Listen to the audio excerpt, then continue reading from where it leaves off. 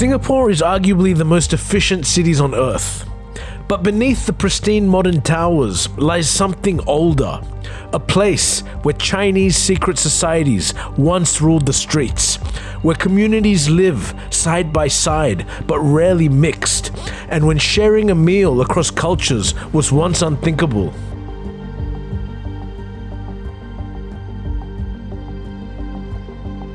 Today, Singapore is one of the most orderly societies in the world. But the path from secret societies and divided communities to modern Singapore was anything but orderly. We must hold this ground. Let them come to us. It's hard to tell a visitor who comes to Singapore how we lived back in the 60s, 70s. Singapore is often described as one of the most modern cities in the world.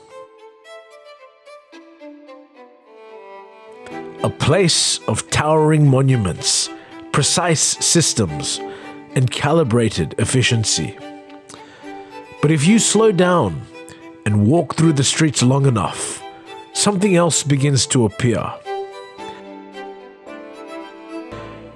Ancient temples, mosques filled with quiet prayer, street food traditions older than the skyline itself.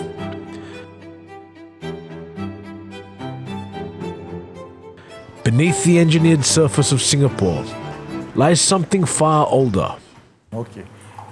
To be a Singaporean, you have to be born in Singapore and live with that culture. Long before Singapore became a global financial hub, it was a trading post. We have Chinese, Indian, and back then the majority was Malay. When Sir Stamford Raffles established the British port here in 1819, ships began arriving from across Asia. Chinese merchants, Indian traders, Malay fishermen from surrounding islands. Singapore grew not as a single culture, but as a place where many cultures arrived at once. During my period of time, to be a Singaporean, you must live with all the four cultures. Each community brought its own language, its own religion, its own way of life.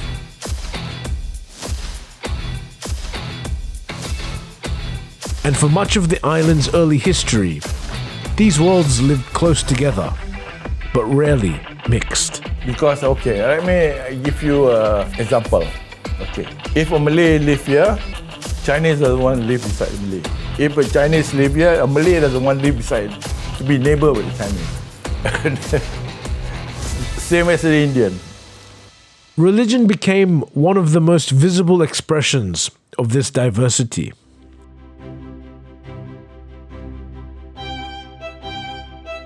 Chinese, when they pray, they like to pray, hang all their praying things outside the door, at the door, in front of the door.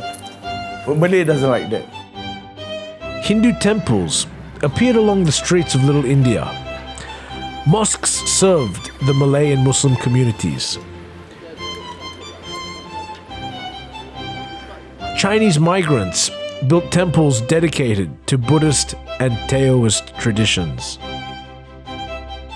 And for the Chinese, they just can't stand Malay when they do their, when the azan. Especially those, when there's a mosque, Chinese doesn't want to live around the mosque because when the azan, especially in the morning,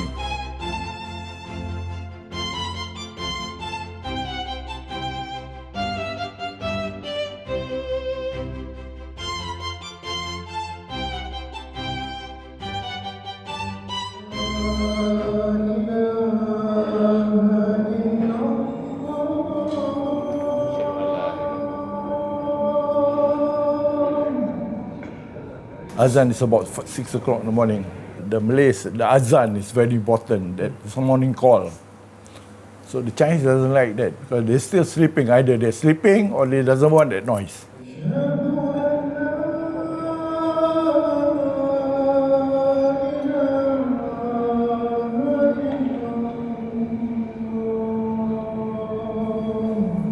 For them, it's a noise. But today, we practice where we keep our azan in the radio.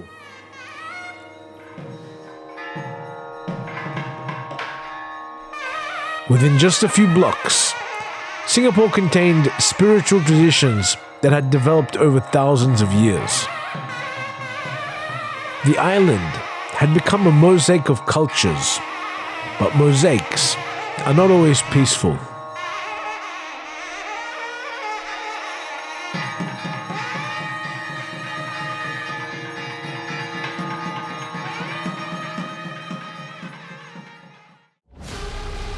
During the 19th century, Singapore's Chinese population grew rapidly. Many migrants arrived alone, with little protection and few resources. As the Chinese multiplied, we have secret society.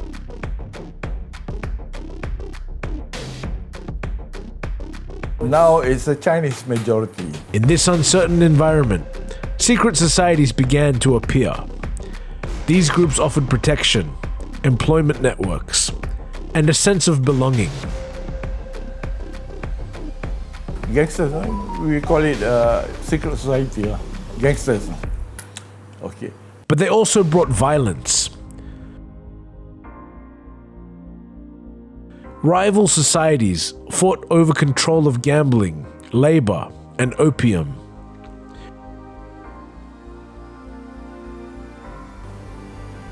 A group of thugs controlling areas.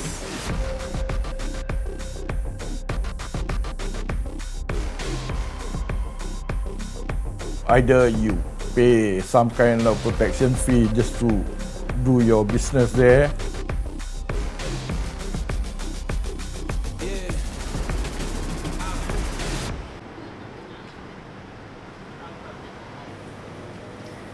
Mostly speaking, last time back in the old days, even the Chinese have got clans. There is the Hokkien, the Teochew, the Hakka. I met outside the Chinatown, especially Chinatown. I cannot walk into Chinatown without knowing any people in Chinatown. I must know somebody inside Chinatown. Entire neighborhoods could be divided by gang allegiance. In colonial Singapore, secret societies became so powerful that they sometimes rivaled the authority of the government itself.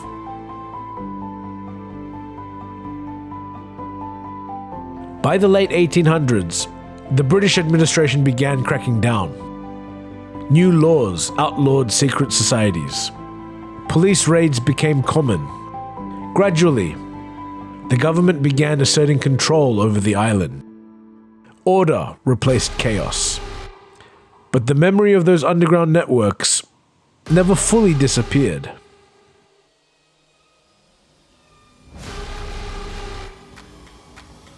That was put to an end in the 70s, where we introduced so many laws to protect the citizen.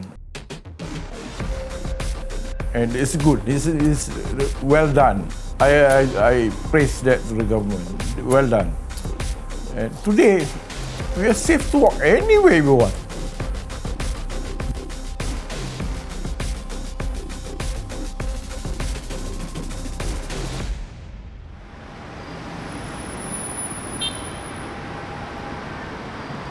Despite living side by side, Singapore's communities remained socially separate for many decades.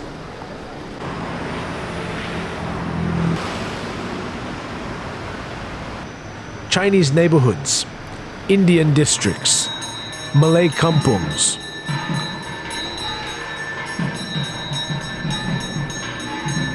People worked together in markets and ports, but social life remained divided.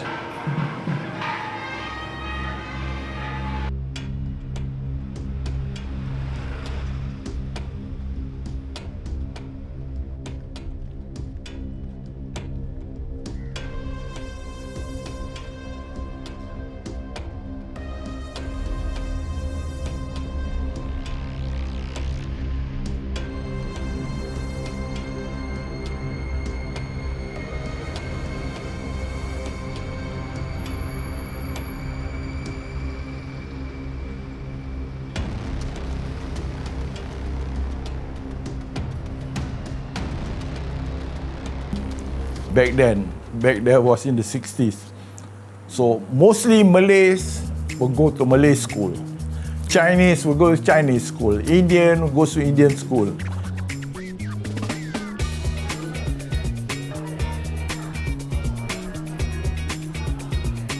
But in my school days, if I'm a Malay, I eat here, the Chinese will eat another table.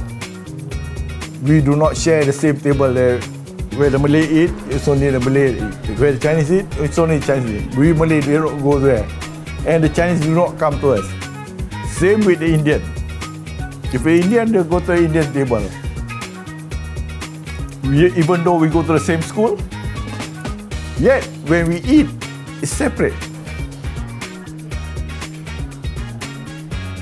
If I sit here, if a Chinese person sit here, he will sit another table. If Indian also, he will sit another table. Even though it's empty, they will never sit with me. Food, language, and social customs reinforced these boundaries. Even something as simple as sharing a table could reflect deeper cultural divisions. But over time, Singapore began changing. I'm more Asian. Even though I speak English, I go to English school, but then I'm still an Asian. And I respect that. I respect the Asian people. Most of the Asian people are very intelligent. It's just that the West see the other way around.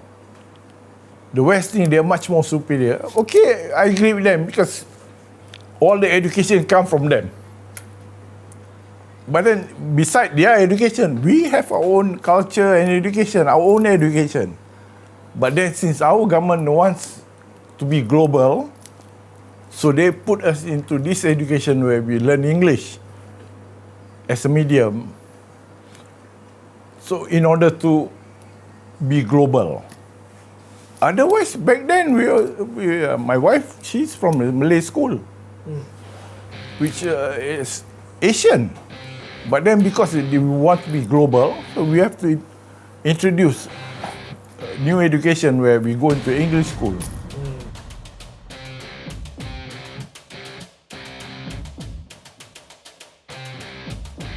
After independence in 1965, Singapore faced enormous challenges.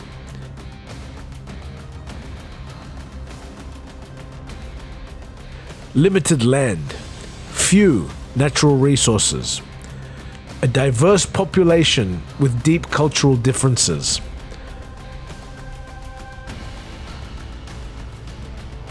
So that's how we cultured ourselves in a way that if you see in Singapore, mostly the Malay, the Indian, the Chinese, they all mingle together, they can sit together, eat together. But back in 60s, 70s, 50s, nothing like that. It's just a stigma, social stigma. It changes back in the 80s. The government responded with a bold experiment. A highly organized society built on strict laws, urban planning, and economic development.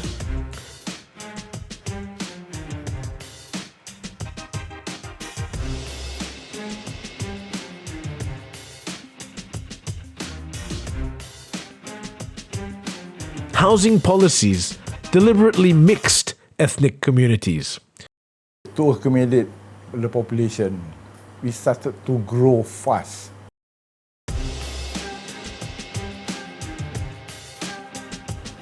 Most of our secondary jungle all disappeared. It was built up flats. Education systems promoted multilingualism. Slowly, the island began evolving from separated communities into a shared national identity. So in Singapore, we don't do that anymore. So now, the government trained the Malays, the Chinese, the Indian to live together. So yeah, we managed to live together.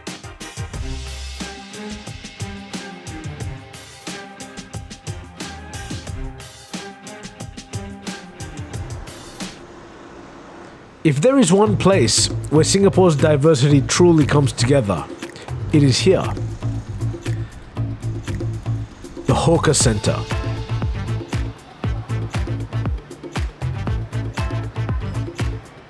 Long before hawker centers existed, food was sold from hand-pushed carts along crowded streets.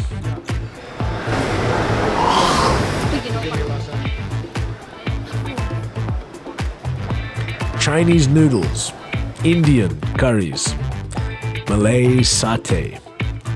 Different culinary traditions served side by side.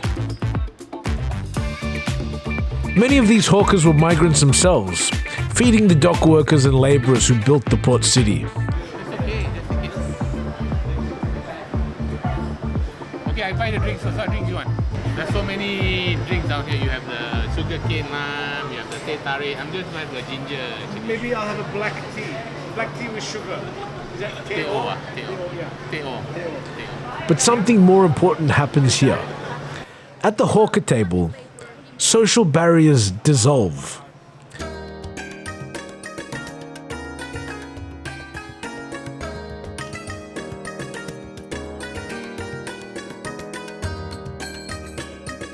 Cheap food, quick meals, something hot to keep the day moving.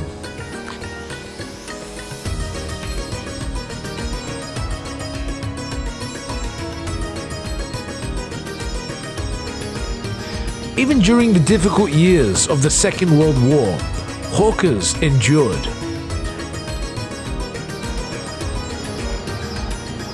Food blogger. Yeah, I have a lot of friends. The other two didn't come today. Office workers sit beside taxi drivers. Students share tables with retirees. And cultures that once remained separate now eat together. Because no matter how uncertain life became, everyone still had to eat. In the decades that followed, many street hawkers were moved into organized hawker centers. Today they are considered a national treasure. Not just the places, but the culture itself. They're disappearing. Rental, price of utility, the price of cleaning, all that. It's very expensive. They hardly made much on it. So most of the shop they close down and start to go to work. The future of this tradition is uncertain. Many hawkers are growing old, and fewer younger Singaporeans are willing to take their place. And that's one part of it. The part, most of the original chef all died. This is a new generation that come up. Even the Indian ones, most of the chefs all passed away. Food has become one of the quiet forces holding Singapore's multicultural society together. Kat YouTube dua-dua. Wah,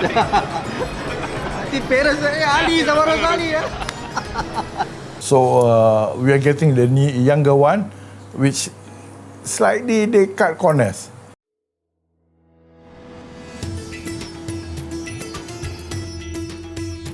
And yet, some traditions endure. As we often say, on this channel, the best things in life are free, and the practice of faith is one of them.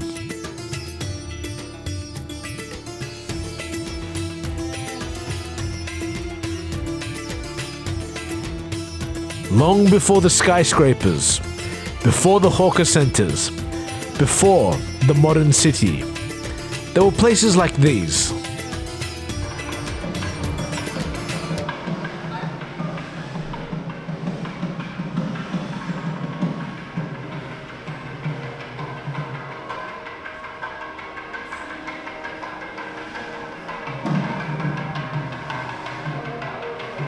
Yet even as Singapore modernized, many traditions remained.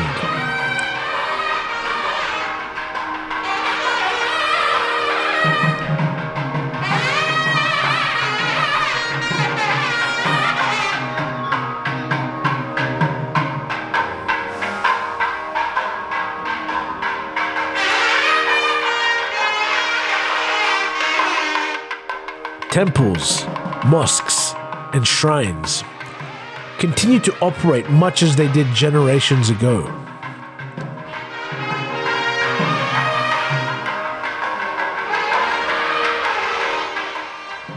These spaces remind visitors that beneath the city's modern surface lies something much older.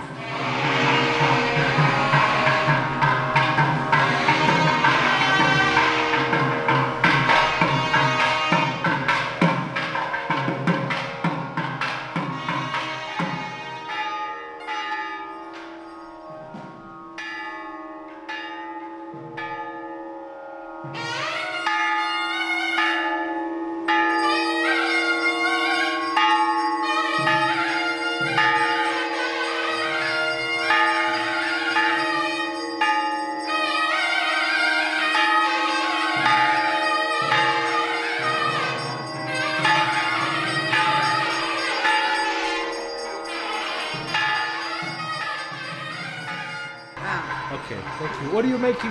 What is That it? is for the holiday. Give the people come pray. Yes. They give pray and give. Daily 5:30 to 8 o'clock this.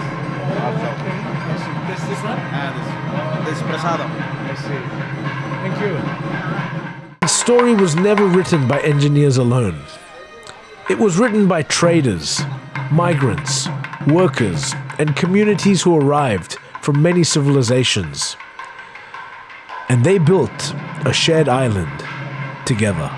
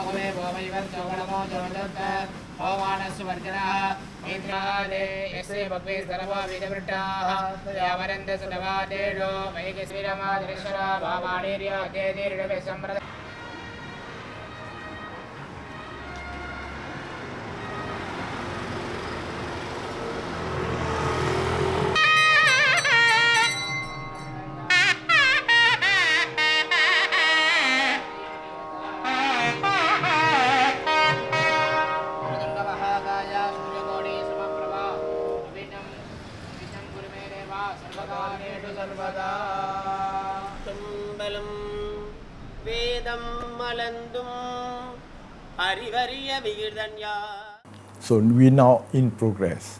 We more on progressing because we are in the life fast pace. For a newcomer, for who are so used to slow paced life, it's very hard to live in Singapore. We are too fast. So to live in Singapore, you must be fast. It's an easy country to live, but it's also a very expensive country to live. So to my foreigners friend, whoever wants to come to Singapore, first thing you have to keep in mind, Singapore is very expensive. But security-wise in Singapore, we are the safest country in the world. Well, I think we can end on that. Thank you very much. Perfect. Aminon, thank you so much. You're welcome. That's fantastic. Thank you. It's not free.